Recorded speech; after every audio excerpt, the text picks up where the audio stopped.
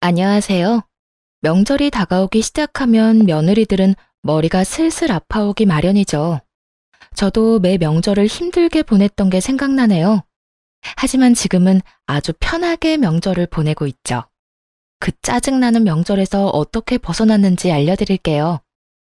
저는 평범한 회사원으로 자영업에 종사하는 남편과 만나 가정을 꾸렸어요.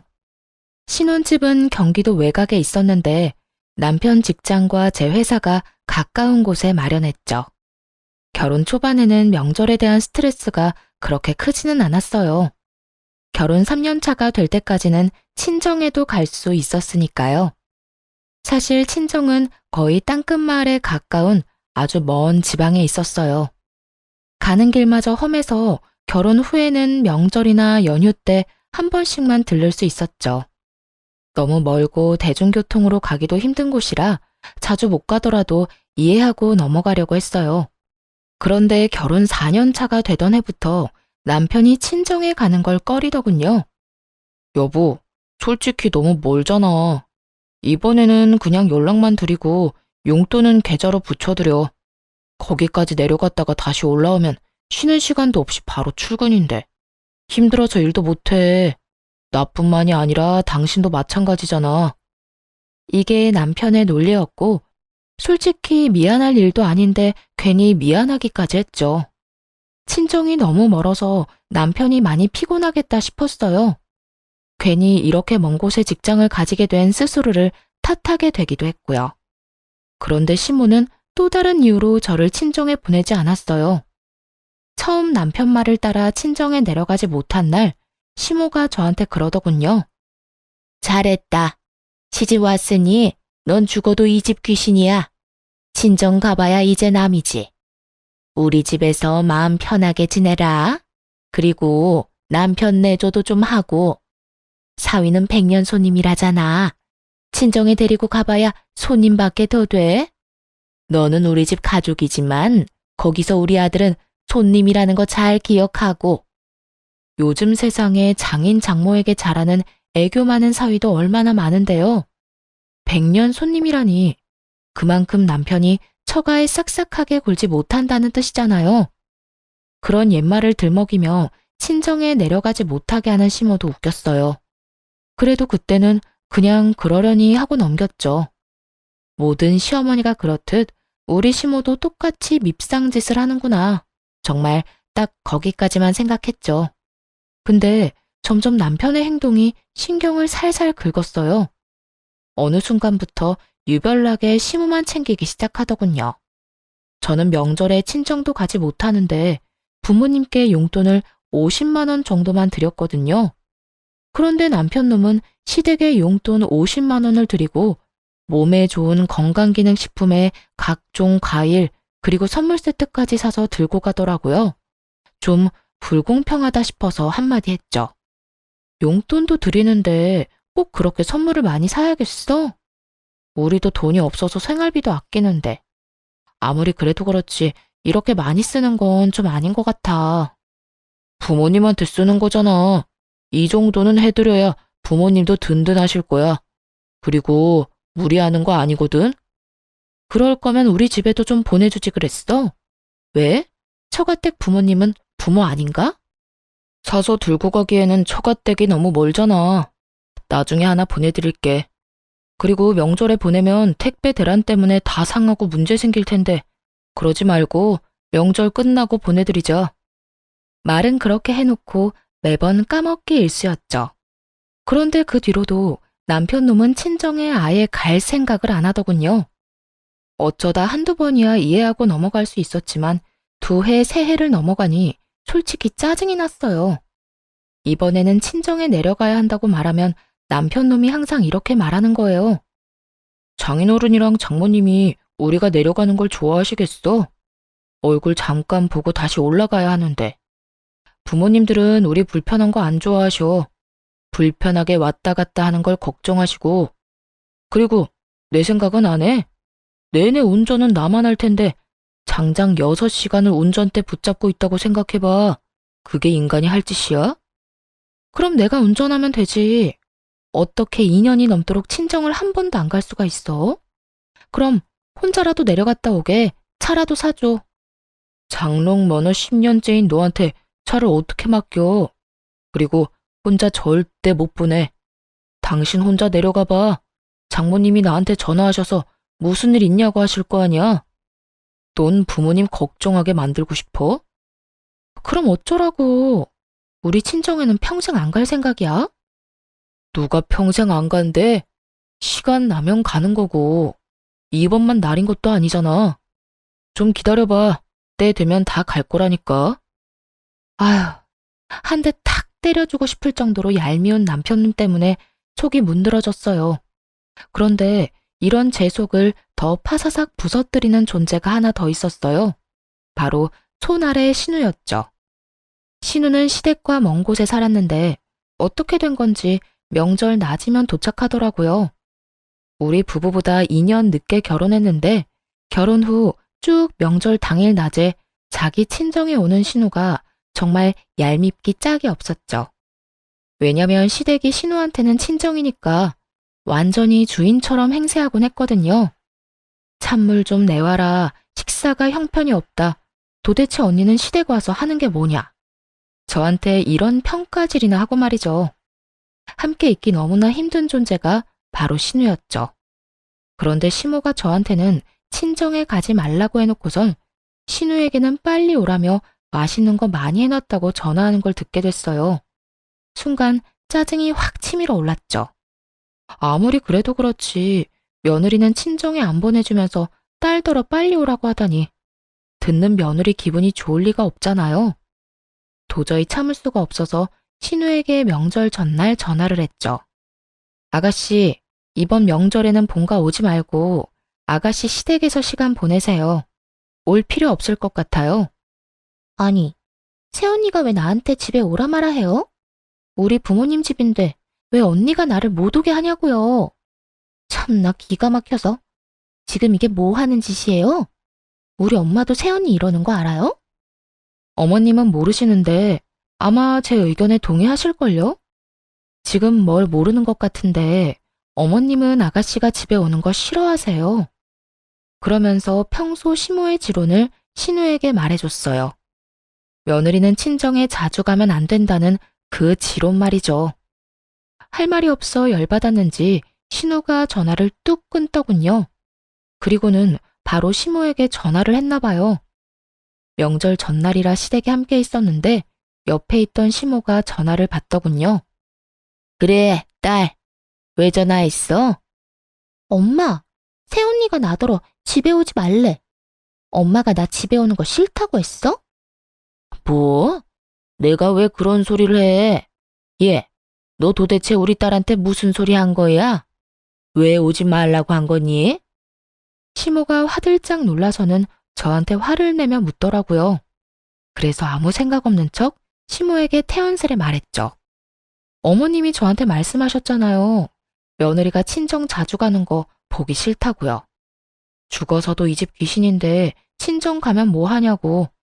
그러니까 저도 몇 년째 친정에 안 보내고 있으시잖아요. 안 그래요? 항상 그렇게 말씀하시길래 아가씨한테도 어머님 생각 말해드렸어요. 어머님은 며느리가 친정 가는 거 싫어한다고. 아가씨도 며느리인데 이 집에 오지 말아야 하는 거 아닌가요? 그 이야기를 듣던 시모는 순간 벙찐 모양이었어요. 다 자기가 한 말이었으니까요. 그걸 신우에게 대입해서 그대로 돌려줄 줄은 생각도 못했나 봐요. 그때 신우가 전화로 그러더군요. 이 언니 웃기네. 어떻게 며느리랑 딸이 똑같아요. 당연히 다르지. 똑같죠, 남의 며느리인 건. 근데 다른 게 있긴 해요. 아가씨랑 저랑은 시어머니가 다르잖아요. 아가씨는 상식적이고 친절하고 좋은 시어머니 만났나 보네요. 추석 당일 아침에 밥만 먹이고 바로 친정에 보내주는 거 보면. 근데 저는 다르거든요. 지금 몇 년째 친정을 못 가는 건지 모르겠어요. 가고 싶다고 해도 참으라고만 하고 가서 좋을 거 없다고만 하시는데 남의 집안 며느리 된 딸은 어찌나 집으로 부르시는지. 이래서 사람을 잘 만나야 하나 봐요. 이렇게 말하자 이번에는 신우가 아무 말도 못하더군요. 더 말해봐야 자기 엄마 얼굴에 침 뱉는 꼴만 되니까요. 게다가 내일 있을 명절 잔치를 위해 시댁 친인척들이 다 모인 자리여서 그런 말을 떠들어대니 친척들도 불편한 기색을 내비치더군요. 남의 집안일이라 대다수가 못 들은 척하는 것 같았어요. 그리고 그분들도 알게 된 거죠. 이 집 식구들이 명절에도 며느리를 친정에 안 보내준다는 걸요. 졸지의 시모는 속 좁고 며느리 생각 안 하는 못된 시어머니가 되어버렸어요. 그게 분했는지 저를 한껏 째려보더라고요. 그때 남편이 제 팔을 붙잡으며 밖으로 끌고 나갔어요. 당신 왜 이래? 왜 이런 좋은 날 기분 나쁜 소리를 하냐고. 내가 나중에 처가 때 가준다고 말했잖아, 때 되면. 그때가 대체 언젠데? 벌써 2년 동안 친정을 한 번도 못 갔어. 친정이 해외야? 제주도야? 울릉도, 독도야? 섬도 아닌 대한민국 내륙인데 왜 못 가? 처음에는 당신 피곤하다고 해서 나도 이해했어. 근데 계속 안 가겠다는 건 의도가 뻔하잖아. 야, 그런 이야기가 아니잖아. 내가 뭐 평생 안 간대? 가긴 갈 건데 요새 좀 피곤해서 못 간 거지. 참나, 명절에 시댁을 가면 친정도 가는 게 상식이야. 당신 동생처럼. 시누이 시댁은 상식적으로 행동하던데 왜 당신네는 안 그런 짓만 골라서 해? 아무리 시어머니가 달라도 그렇지. 내가 그냥 재수가 없는 거야? 그래서 이런 시어머니랑 남편 만나는 통에 친정 못 간 거냐고. 아무리 그래도 친인척들 다 있는 데서 그런 말 하면 우리 엄마는 뭐가 돼? 뭐가 되긴? 상식 없고 속 좁은 시어머니가 되는 거지. 근데 틀려? 맞는 말이잖아. 당신처럼 어머님도 나 친정 못 가도록 매번 막으셨어. 몰랐지? 주말에 나 혼자라도 가려고 하면 매번 시댁에 오라고 해서 일 시키신 분이야. 그러면서 당신 내줘야 하니 친정에는 관심 끄라고 하셨고.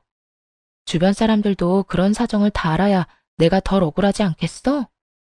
어쨌든 나 이번에는 무조건 친정 갈 거야. 당신은 오든지 말든지 마음대로 해. 그렇게 말하고 남편 차키를 챙겨서 밖으로 나왔어요. 그리고 남편 차를 타고 친정으로 내려왔죠. 오랜만에 차를 운전하긴 했지만 친정으로 가는 길을 잊어버리지는 않았더라고요. 그렇게 혼자 내려갔더니 친정 부모님이 깜짝 놀라더군요.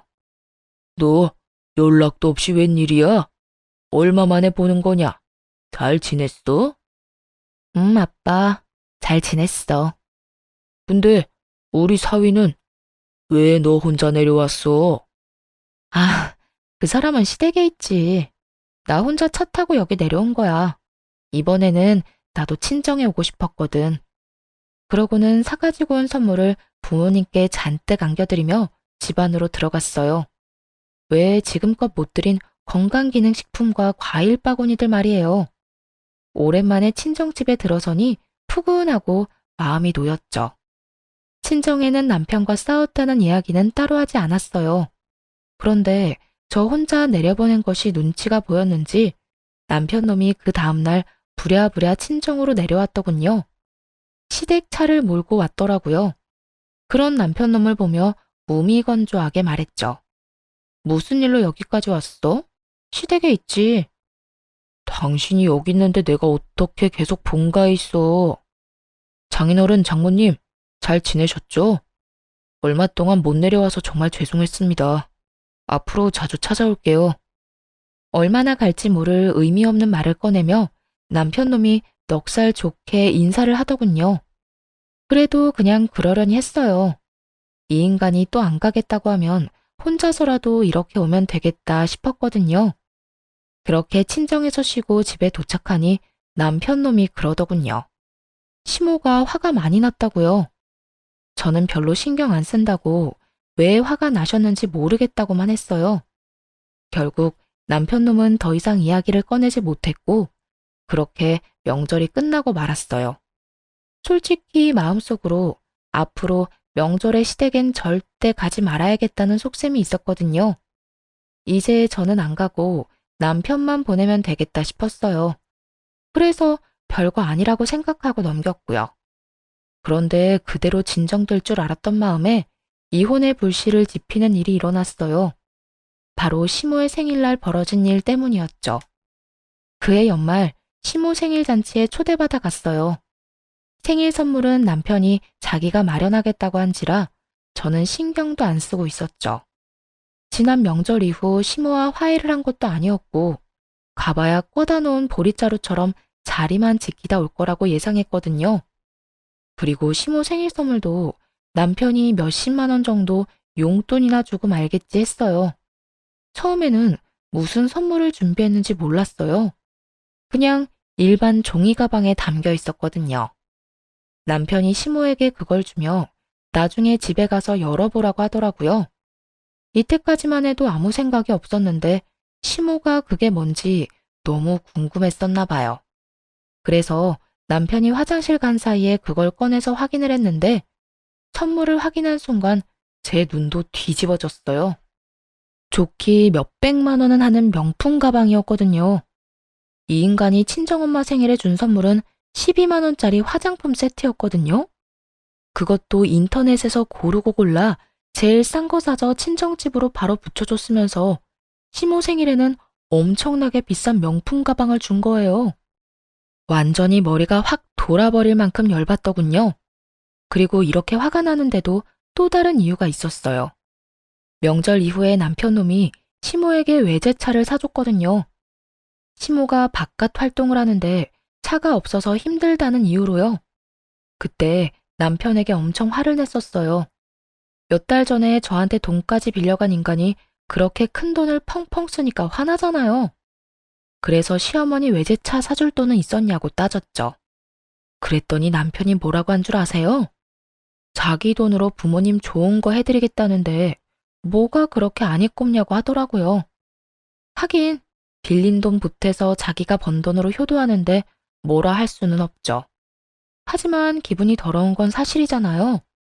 그날 저녁 돌아오면서 남편한테 그랬죠. 어머님, 명품 가방 사드렸더라? 어? 어떻게 알았어? 어머님이 자랑하고 싶으셨는지 당신 없을 때 열어보셨거든. 돈 없다면서 나한테 빌려가 놓고 아주 어머님한테는 펑펑 쓰네? 그렇게 돈 많으면 내 돈 먼저 좀 갚지 그래? 나도 우리 엄마한테 돈 한번 펑펑 써보게. 여보, 당신한테 빌린 돈은 이렇게 개인적으로 쓴 게 아니야. 가게에 필요한 돈이라 빌린 거잖아. 그리고 엄마한테 준 거 진짜 명품도 아니라고. 그냥 레플리카야. 몇십만 원 하는. 태연하게 말하는 남편놈을 보며 속으로 코웃음을 쳤죠. 그게 레플리카인지 진짜인지 구분을 못하겠냐고요. 마침 일하는 회사에 명품 가방 수집에 진심인 동료가 있었는데 저도 그 친구 덕에 짝퉁이랑 진짜는 구분을 참 잘하거든요. 그 비싼 걸 싼값에 샀다고 거짓말하는 남편을 보니 정말 괘씸하더라고요. 그래서 몰래 한 가지를 계획했어요. 시모가 연말에 우리 집에서 며칠 지내고 싶다고 했거든요. 남편놈이 그렇게 하라고 해서 시모가 오기로 했는데 저는 쏙 빠지려고 준비했어요. 그래서 시모가 온다는 날 전날부터 시모가 가는 그 다음 날까지 연차를 썼고 그대로 친정으로 피난을 가버렸죠. 집에 왔다가 제가 없어진 걸 눈치챘는지 시모가 급히 전화를 하더군요. 전화를 받았더니 바로 막말을 쏟아냈어요. 넌 도대체 어떻게 된 애가 내가 온다고 했는데 집을 비워? 이래가지고 밥은 어떻게 먹니? 너 평소에도 이렇게 자주 집에 안 들어오니? 우리 아들 밥은 먹이고 회사 다니는 거야? 이래서 집안에 사람을 잘 들여야 하는 법인데 어떻게 이런 게 우리 집에 들어와서 내 속을 썩이는지. 당신 지금 어디야? 어딜 가면 간다고 이야기는 하고 가야지. 나 지금 친정 내려가는 길이야. 어머님은 내일 오신다더니 하루 빨리 오셨네. 나도 급한 볼일이 있어서 내려가는 거니까 당신이 어머님 좀 잘 보살펴 드려. 당신 어머니잖아. 친정? 갑자기 친정에는 왜 가는데? 그것도 혼자서? 무슨 일 있어? 누가 불러서 가는 거야? 무슨 일인데 말 좀 해봐. 남이사, 누가 불러서 가든 그냥 가든 당신이 뭔 상관이야? 결혼하고 지내면서 처가댁에는 전혀 관심 없었던 사람이 지금처럼 앞으로도 관심 끄고 살아. 여보, 잠깐만. 전화 끊지 말고. 다급하게 말하는 남편의 목소리를 뒤로하고 전화를 뚝 끊어버렸어요. 자기들끼리 집에서 지지고 볶든 제 알바가 아니었죠. 그런데 좀 이상하긴 하더라고요. 왜 친정에 간다니까 저렇게 예민하게 구는 걸까요? 시모는 저한테 짜증을 냈지만 남편의 반응은 뭔가 달랐어요. 뭔가 조급해하고 초조해하는 기색이 있었죠. 그렇게 이상하다 싶은 마음을 가지고 친정에 도착했어요. 남편에게 말했다시피 사실 친정에 볼 일이 있긴 했어요. 얼마 전에 시골 삼촌이 돌아가셨거든요. 그 삼촌은 원래 도시에서 살았는데 할아버지께서 시골로 내려와 농사 짓는 자식에게 유산을 다 물려주겠다고 했거든요. 가족도 없이 혼자 지내던 삼촌은 할아버지의 뒤를 이어 시골에서 농사를 짓게 됐죠. 그런데 그분이 돌아가신 거예요. 결혼도 안 하고 자식도 없는 분이라 형제인 아버지께 이제 그 유산이 상속됐어요. 아버지는 제게 그 땅이랑 유산을 다 물려주겠다고 하셨어요. 결혼 전에 엄마께 골수 이식을 해드렸는데 딸이지만 그 일이 참 고마워서 이번에 받은 유산을 다 주겠다고요. 그래서 이번에 아버지랑 이 재산을 어떻게 할까 의논할 겸 친정에 간 거였죠. 그런데 집에 도착해서 삼촌 재산에 대해 이야기하는데 아버지가 살짝 제 눈치를 보더니 이렇게 말씀하더군요. 그런데 남편 사업이 아직도 많이 힘들어? 아빠는 네가 이 재산 어디다 쓰든 상관 안 할 테니까 네 남편이 힘들다고 하면 이거 팔아서 돈 마련해. 너야 월급쟁이라서 돈 걱정 많이 안 하겠지만 자영업 하는 사람은 또 다르잖아. 저가에 돈 빌리는 게 참 어려운 일인데 따로 와서 부탁까지 할 정도면 많이 안 좋다는 이야기잖아. 불경기에는 장사가 잘 안 돼서 적자도 많이 날 텐데. 그럴 때 너한테까지 부담이 가지 않게 평소에 투자를 좀 해주면. 잠깐만, 아빠. 그게 무슨 소리야? 남편이 아빠한테 돈 빌리러 왔다고? 너 몰랐어? 나는 너도 알고 있는 줄 알았는데. 아니, 언제? 얼마를 빌려갔는데? 3달 전쯤에 와서 가게가 힘든데 너까지 힘들어한다고 혹시 돈 좀 빌릴 수 있냐고 해서 빌려줬지. 6천만 원 정도. 아버지의 이야기를 듣자마자 재빨리 머리를 굴렸어요. 3개월 전쯤에 무슨 일이 있었나 하고 말이죠. 그리고 나온 결론에 정말 경악하고야 말았어요. 3개월 전에 남편놈이 시모에게 외제차를 사줬었거든요. 이 정신 나간 놈이 아빠를 속이고 돈 빌려다가 시모 외제차를 사준 거예요. 아마 그 명품 가방도 아버지가 빌려준 돈을 보태 마련했겠죠. 저한테도 돈 없다고 빌빌거리면서 1년 전에 돈 빌려간 놈이 저 몰래 아빠에게도 돈을 빌려갔다는 이야기를 들으니 진짜 열불이 나더라고요. 이제야 남편 놈의 이상한 반응이 이해되기 시작했어요. 이 나쁜 놈이 저 몰래 친정 아빠한테 돈 빌린 걸 들킬까봐 친정에 간다고 할 때마다 그렇게 예민하게 군 거였어요. 와, 믿는 도끼에 발등 찍힌다는 말이 있긴 하지만 이렇게 호되게 찍힐 줄이야. 정말 상상도 못했거든요. 그저 귀찮아서 친정에 안 내려가는 것이라 생각했는데 그게 아니라 이런 미친 짓을 저 몰래 하고 있었다니 화가 치밀어 올라 계획보다 더 빨리 일을 마무리하고 집으로 향했어요. 친정에 있는 내내 남편에게서 전화가 왔는데 모조리 씹어버렸더니 나중에는 문자까지 보내오더군요. 어디냐, 언제 오냐, 내가 내려갈까 하고 말이죠. 그래서 답장을 딱 하나 보냈어요. 지금 올라간다. 라고요. 그렇게 집에 도착했더니 시모는 없고 남편 혼자 있더군요. 뭔가 불길함을 느낀 건지 남편 놈이 눈치를 보더니 이렇게 말했어요. 친정에는 왜 갔다 왔어? 장인어른 장모님 아무 일 없으시지? 아무 일도 없으셔. 근데 오늘 우리 사이엔 무슨 일 있을 거야. 나 당신이랑 이혼할 거거든. 갑자기 그게 무슨 소리야? 이혼이라니. 친정에 갈 때마다 어머님께 한 소리 들어야 하는 것도 짜증나고, 쉬는 날에도 내 맘대로 못 쉬는 거 진짜 열받아. 그냥 이혼해. 더 이상 이렇게는 못 살아. 일부러 돈 관련해서는 입도 벙긋 안 했어요. 남편 놈이 대체 언제 이야기할까 궁금했거든요. 그런데 예상과 달리 먼저 돈 이야기를 안 하니 남편 놈이 완전히 당황하더군요.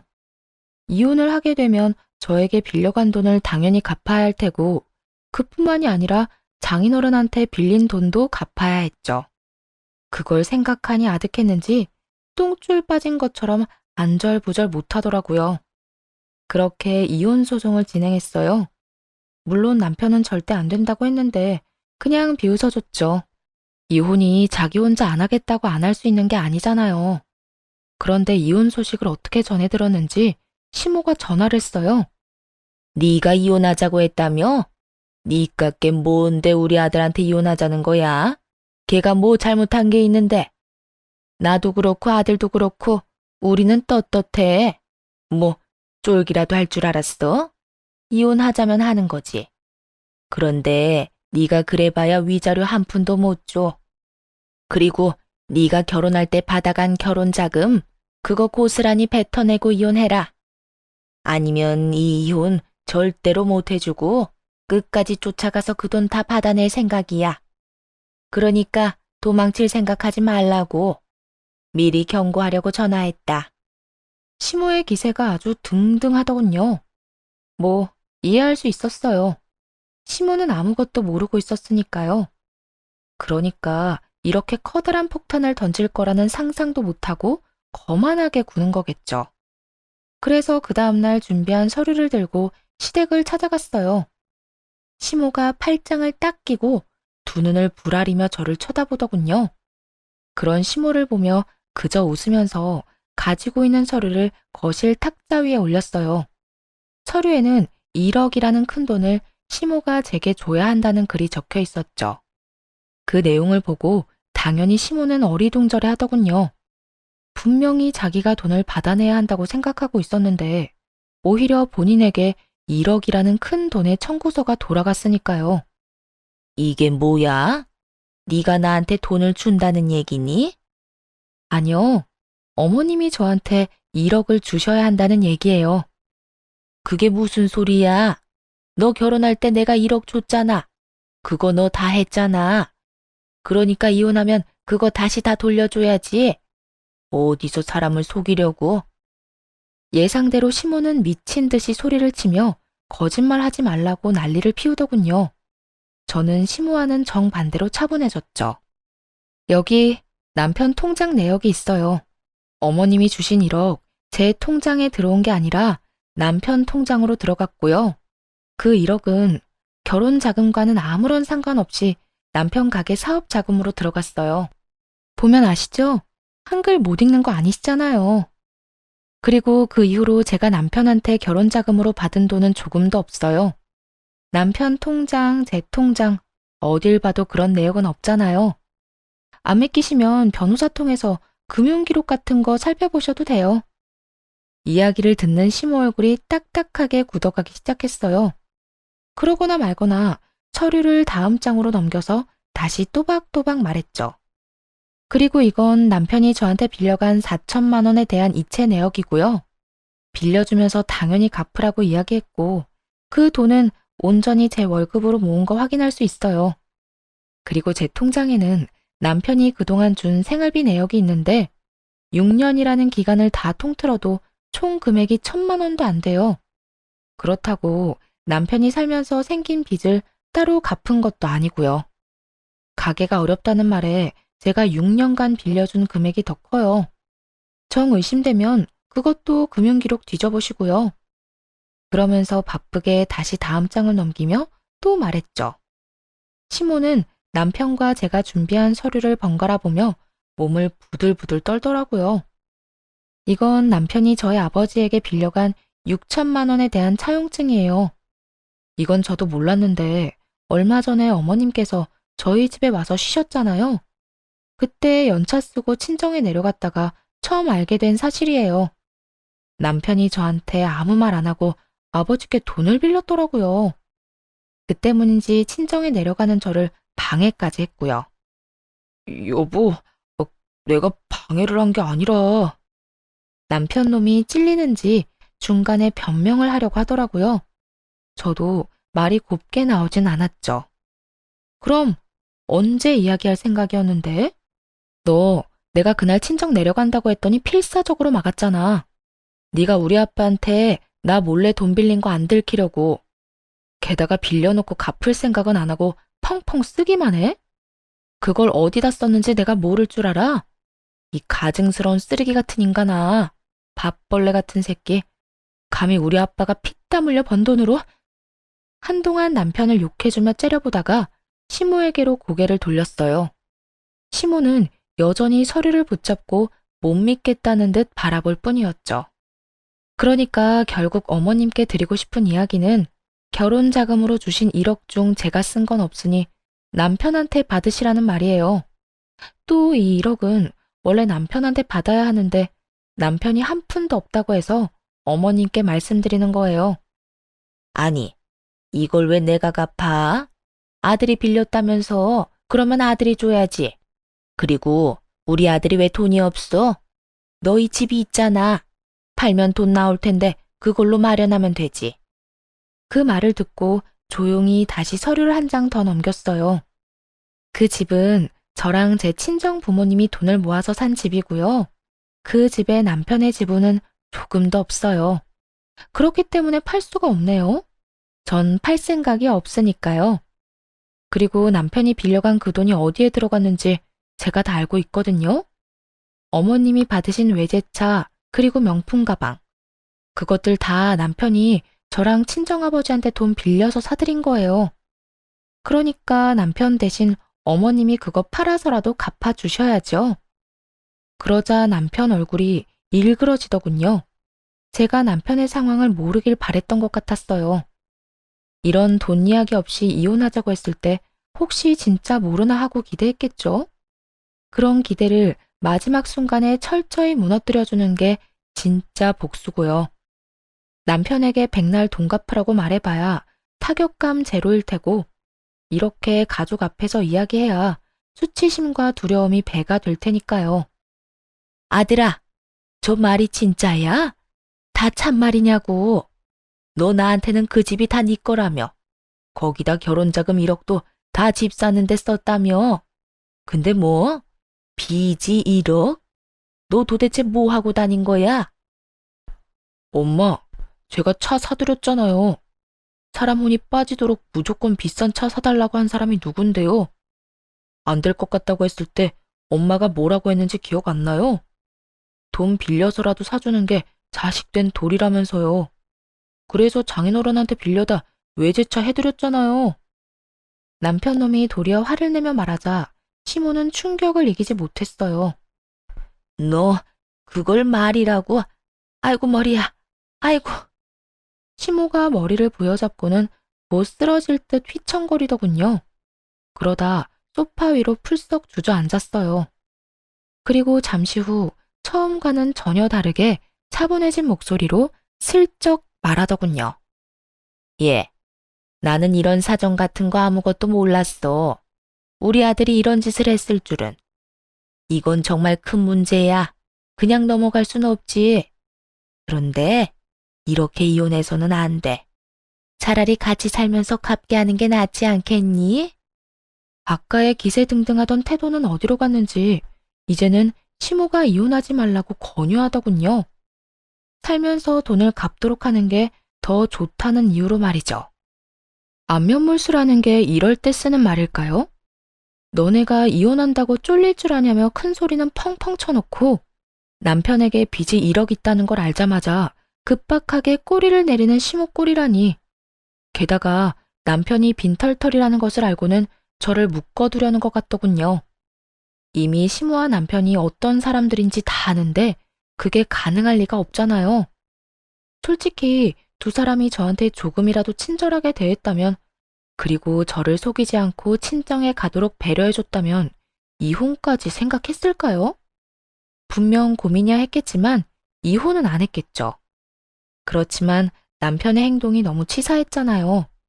친정에는 내려가지도 못하게 한 주제에 장인어른한테 빌린 돈으로 시모에게 외제차와 명품백을 사주다니.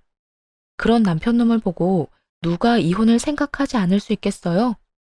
저는 코웃음을 치며 시모에게 말했죠. 아드님 이혼 안 시키고 절 붙잡아 보려는 그 마음은 알겠지만 이미 늦었어요. 이혼 소송 진행 중이거든요. 그리고 이혼하든 안 하든 이 돈은 남편이 갚아야 하는 거고요.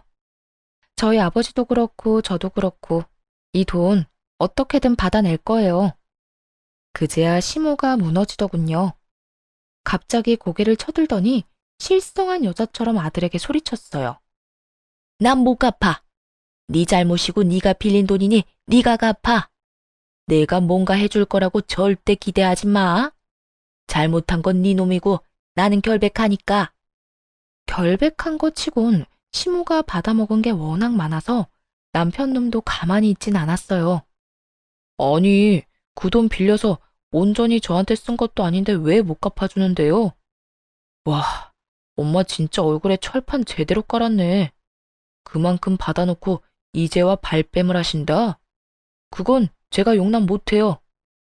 두 사람은 1억이라는 빚 앞에 한치도 물러서지 않고 팽팽하게 싸우더군요. 그런 둘을 놔두고 그 집을 빠져나왔어요. 그리고 집에 오자마자 용달차 부르고 안방에 있는 남편 짐부터 꺼냈죠. 그런데 어느새 남편놈이 집에 슬그머니 들어오더니 짐을 싸는 걸 보고 저를 말리려고 하더군요. 여보, 진짜 이럴 거야? 나 정말로 내보낼 거냐고. 우리가 함께 산 세월이 몇 년인데 이런 식으로 내보내는 건 좀 아니지 않아? 내가 어떤 식으로든 갚는다니까? 그 돈은 당연히 갚아야 하는 거고, 당신은 이 집에 대한 지분이 하나도 없잖아. 결혼할 때 한 푼도 안 내고 이 집에 들어온 건 너야. 그때도 당신 가게 힘들다고 해서 어머님한테 받은 돈도 당신이 모았다던 결혼 자금도 다 가게로 들어갔지. 솔직히 그것도 의문이긴 해. 그 돈은 시댁에 안 갖다 바쳤어? 나 당신한테 제대로 생활비 받아본 적 한 번도 없어. 그것만으로 이미 아웃이고 어차피 이혼하고 나갈 텐데 뭐하러 굳이 같이 살아? 보기 싫은 얼굴 쳐다보면서. 그러니까 미리 좀 나가. 알았어? 하나부터 열까지 너무 맞는 말만 하니 남편도 더 이상 아무 말 못하더군요. 뭐 입이 10개라도 할 말이 없었겠죠. 자기가 뭘 잘했다고 이 집에 남겠다 어쩐다 이야기하겠어요? 그리고 시모와 남편을 위한 진정한 지옥은 며칠 뒤부터 시작됐어요. 이혼에 대한 전말을 모두 듣게 된 친정아빠가 완전 열받으셨거든요. 그딴 놈도 하나뿐인 사위라고. 내가 노후 자금으로 모아놨던 자금까지 빌려줬는데 널 속이고 그딴 짓을 했다고? 널 친정에 못 가게 한 것도 모자라 지 엄마 외제차랑 명품백을 사줬단 말이야. 차라리 너한테 선물을 사줬다 하면 내가 그 돈 받을 생각 안 했을지도 몰라. 그런데 감히 내 딸한테도 돈을 빌려놓고 나한테까지 돈을 빌려? 그건 절대로 용서 못하지. 지옥까지 쫓아가서라도 그 돈 받아내고야 만다. 그렇게 선언한 친정아빠는 정말로 그 먼 곳에서 한달음에 올라오셨어요. 그러고는 남편이 시모에게 사준 외제차 뒤를 졸졸 쫓아다녔죠. 완전히 대놓고 쫓아다닌 게 아니라 몰래 뒤만 쫓다가 시모가 지인들을 만나는 것 같으면 마치 우연히 마주친 적 다가가 이랬대요. 아이고, 잘 지내고 계신 것 같아서 보기 좋습니다. 이제 그쪽 아드님하고 우리 딸이 이혼한 건 아시죠? 그런데 그쪽 아드님이 나한테 빌려간 돈을 안 갚아서 이렇게 찾아왔어요. 아드님이 그러는데 자기는 돈이 없으니 엄마한테 가서 받으라고 하더라고요. 저도 노후를 위해 힘겹게 마련한 돈이라 없으면 크게 곤란해서 말이죠. 그쪽 아드님이 나한테 빌린 그 돈으로 자기 엄마 외제차를 사줬다고 하는데 그게 바로 이 차죠? 아이고, 참 좋아 보이네. 아니, 사돈은 왜 이럴 때까지 찾아와서 그런 이야기를 해요? 저는 우리 아들이 빌린 돈이랑은 아무런 상관이 없는 사람이에요. 상관이 없어? 당신 아들이 저지른 짓이고 그동안 당신이 그 돈 다 썼잖아. 그러면 양심상 대신 갚아줘야 한다는 생각은 안 들어요? 돈이 없으면 이 차랑 그 어깨에 걸려있는 가방을 팔아서라도 마련하셔야지. 그러니까 돈은 빌린 사람한테 갚아달라고 해야지. 왜 빌린 사람 엄마한테 이렇게 난리를 치냐고요? 아니, 상관이 왜 없어요? 그쪽이 아들을 잘못 키웠잖아요. 그리고 우리 딸 친정에도 못 가게 하고 이 집에서 매번 일 시키고 괴롭혔다면서요. 내가 그 이야기를 듣고 어찌나 속이 이상한지 밤에도 잠이 안 와. 남의 귀한 딸 데려다가 막 부리는 것도 모자라서 부모도 못 찾도록 만들어. 쌍으로 정신이 나간 것들. 뚫린 입이라고 아무 말이나 짓거리는 거 봐. 어쨌든 그쪽 아드님이 빌려간 1억 가지고 있는 걸 팔아서라도 마련하시라고. 당신 다니는 곳이 어디든 다 쫓아다니면서 그 돈 다 받아낼 거요. 앞으로 만날 지인들한테 아들 새끼가 사고친 거 다 알리고 싶으면 마음대로 하시오. 난 안 말릴 테니까. 아빠의 말에 무시무시함을 느꼈는지 시모는 그 뒤로 사람을 만나지 않고 집에 틀어박히더군요. 시모가 밖에 나오지 않자 아빠는 이제 남편을 쫓아다녔어요. 아빠 돈이랑 제 돈까지 당장 갚으라고요. 결국 주변에 사람이 있든 말든 상관없이 쪼아대는 아버지 때문에 남편 놈은 시모의 반대를 뒤로하고 명품 가방과 외제차를 팔아 돈을 마련했어요. 그렇지만 아무리 좋은 외제차의 명품 가방이라도 중고잖아요. 당연히 살 때만큼의 돈을 마련하기는 어려웠죠. 비싼 만큼 감가가 어마무시하잖아요. 그래서 어쩔 수 없이 시댁집을 담보로 대출을 받아 저와 아버지에게 갚았더군요. 그 돈을 갚을 때 남편이 저한테 한마디 했어요. 정말 독하다 독해. 진짜 이렇게까지 해야 해? 우리가 하루 이틀 같이 산 것도 아니고 몇 년을 함께 살았는데 나는 적어도 장인어른이 좀 더 상식적인 방법으로 돈을 받아갈 거라고 생각했어. 그런데 이게 뭐야? 주변 사람들한테 소문 다 내고 나를 못 살게 굴면서까지 돈을 받아갔어야 했어? 당신 왜 이렇게 사람이 못 됐어? 당신 아버지도 그렇고. 우리 아빠 욕하지 마. 독한 걸로 치면 네가 최고지. 넌 그럼 얼마나 상식적이길래 우리 집 무시하고 시댁에만 돈 쳐바르면서 효도했어? 솔직하게 말해서 네가 시댁에 효도할 때 친정에도 똑같이 해줬으면 내가 이랬겠냐고. 입장 바꿔놓고 생각해봐. 내가 우리 엄마한테만 몇백만 원짜리, 몇천만 원짜리 물건 사주고 너희 엄마한테는 10만 원짜리 화장품 사주면 어떻겠어? 기분 더럽겠지. 그래놓고 나한테 친정에도 가지 말라고 하고.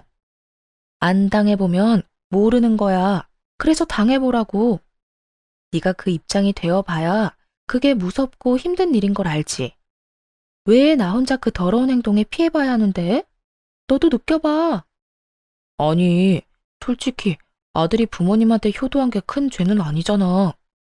아무리 그래도 이렇게 하면 나랑 엄마는 앞으로 어떻게 살아? 야, 나는 네 심보가 고약하고 괘씸해서 용서를 못하는 거야. 능력도 안 되는 게 처갓집에서 돈 빌려다가 효도를 그렇게 하면서 막상 돈 빌려준 처갓집은 무시했지. 게다가 그게 찔려서 마누라는 친정에 가지도 못하게 하고. 가슴에 손을 얹고 네 놈이 한 짓거리를 생각해봐.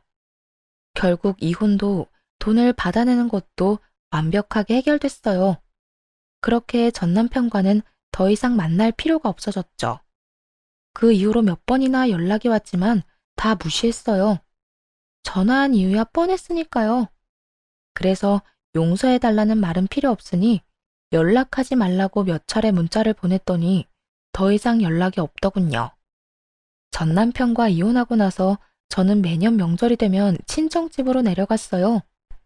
이혼을 하고 돌아온 저를 친척들은 반갑게 맞아줬죠.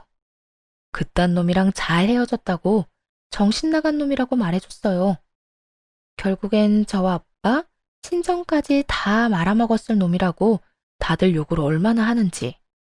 그 욕만 듣는데도 배가 든든하게 부를 정도였어요. 그렇게 친정집에 있으면서 오랜만에 SNS를 했더니 신우의 게시글이 떡하니 올라왔더군요. 보니까 해외여행이라도 간 것 같았어요. 신우와 그 아이들이 이국적인 건물 앞에서 사진을 여러 장 찍었더라고요. 그러면서 명절 연휴에 해외에 놀러 갔다는 문구까지 썼더군요.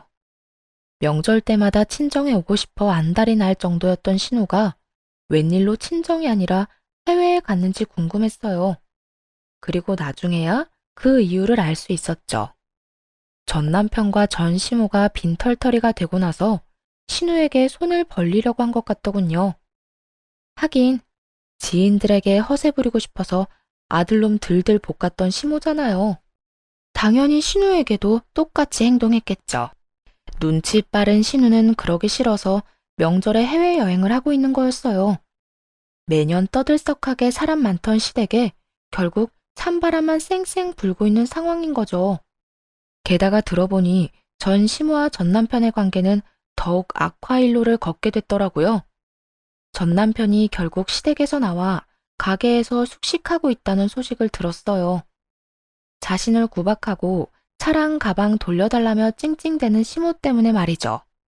전 남편도 자신이 그렇게 살게 될 줄 알았으면 그런 짓을 안 했을 거예요. 한치 앞도 못 보고 안일하게 생각한 결과가 겨우 그거라니.